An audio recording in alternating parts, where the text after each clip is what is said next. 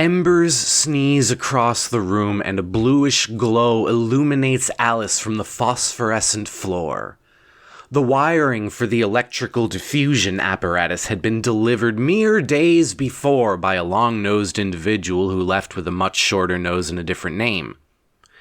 Alice looked out from the window to see that the ground itself had turned blue, that the grass now stretched taller with a look of intent on its face. Also, the grass had face now. Each grass was turning into grass people. The greatest minds at the Institute of Recorporeation had not predicted this side effect, but Alice had. She stepped outside, shook hands with her new grass grandfather, and said, "Let's transplant you into a dirt bucket inside. We got a lot to talk about." So Grass Father assented to this arrangement, and then they sat down. She drizzled some water on his roots and said, "Where did you put the money?" He says, "That's what this is about?" She says, "Yeah, that's what this is about. You told Mom that it was in the back cover of the family Bible, that you would slit open the leather and stuffed in the cash. First off, can scarcely think of a more blasphemous image, but secondly, you didn't even friggin' do that." He says, "Yeah, of course I didn't do that. It's blasphemous." Alice goes, "How about lying to your daughter, huh? How about making it up and pretending to have done this terrible thing while lying to your flesh and blood? Where's the money?"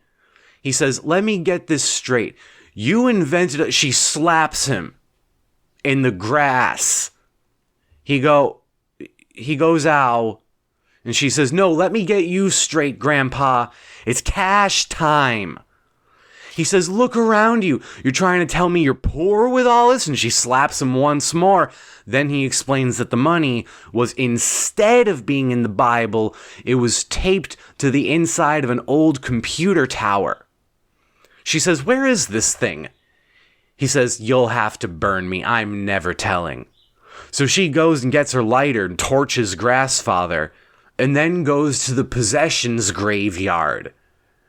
Like, this is where the dead bodies are kept. It's the regular graveyard, but it's also for people who've got like an ancient Egyptian bent to their spirituality, and they're like, "I want my stuff with me in the ground." So underneath the caskets, there's like a storage unit, and the dead pay $250 a month, and they can keep their crap there. Grandpa had been kind of a technophobe, to the best of Alice's knowledge. Imagine her surprise. There's like 800 computer towers in this storage unit. "Oh, Grandfather," she says / thinks, "did the lies never cease?" And then his spirit possesses one of the towers, and he says, "Nope, they didn't." She groans, she sighs, "Oh, why are you back from the dead again?" He says, "Apparently there were more side effects to your blue light windows. Now I'm a computer." He says, "Hello." She says, "Really should have led with the hello, Grandpa. Right? You can't move, none of this matters. I guess you can heckle me while I rightfully steal your millions." Goes around, starts unscrewing these computer casings. Gets a knack for it around chassis number 75, but goddamn is she tired. Did bring snacks. She downed some gummy bears, a few sips of iced tea, and then she's back on a case. Meanwhile, Grandpa, and look, we could call him Grasspa or Grassfather earlier.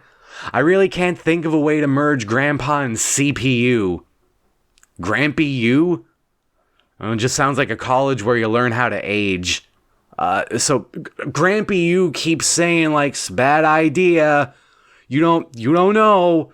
You said it yourself. The lies never ceased. You're not considering the possibility that they will persist here? You think you found the final lie?" She says, "Yeah, actually, I do. Because if you're going to sit there as a computer and say, 'Oh, I've lied to you more probably,' chances are I'm about to find the thing you're trying to hide from me. So yes." And he says, "Oh, this is foolhardy." She puts in earbuds eventually, listens to Billy Joel while continuing to pillage her dead grandfather's possessions in the name of cash. Eventually, there is one tower left. She stares Grampy U down. Grandpa says, "You really think you have it in you to tear me apart just to find money?" She says, "Absolutely.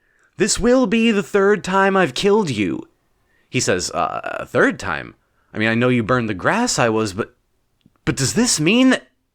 And then she flashes a toothy grin and says, "Okay, now my lies can cease. I am your murderer. Boy, oh boy, been after this money for a while." He says, "I've gotta know why. You're so clearly wealthy beyond imagining. Why do you want this money?" She says, "'Cause I saw it once. Once when I was 6, I saw you with this money, and the smell of it wafted down the hall, and it smelled more like watermelon than the average money." He says, "Bitch, I was eating watermelon. You were smelling actual watermelon." She goes, "Oh, well, never mind then," and leaves. So now, this, fun fact, worst possible outcome for Grassfather, because now he just lives in his own tomb. He's been retroactively buried alive. And if she had dismantled him, he'd probably have gotten to recorporeate someplace else. He could have been one of those cool knives Bobby Flay's always trying to sell you. Walking down the street, Bobby Flay runs up behind you. He's like, "Oh, paring knife! Bread knife!" You're like, "Not today, Bobby."